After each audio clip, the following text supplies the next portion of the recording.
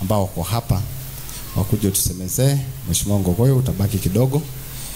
Members of parliament, please just come here sababu ya time. Kidogo tu. Jua Waruguru ameniambia kidogo anataka kushika network kwa haraka haraka tu. Kuja tu. Kujeni tu because we don't have any form of ya kuita nyinyi. Mama, kuja tu. God is good. And all the time.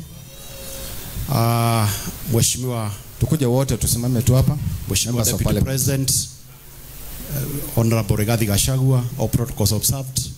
Mimi sio mjumbe. Mimi the Speaker County Assembly of Nyeri. Ni kama tu mjumbe. But I'm also served as a former member of parliament. I represented state constituency. Mimi nitasema tu jambo moja. Juzi we witnessed some sign of agreement between Honorable Raila Odinga na Kenya Kwanza government.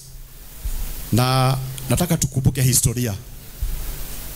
Wakati Moi alikuwa anaserve kipindi yake ya mwisho, kulikuwa na KANU NDP merger.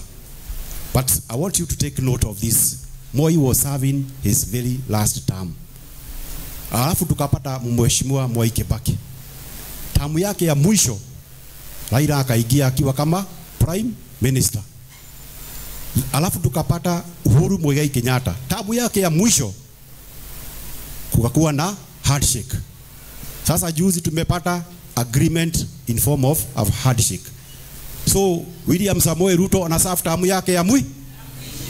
Nataka mjue hapo. Hii ni tamu yake ya mwisho. Ataenda nyumbani. Asanteni sana. Thank you very much. Thank you.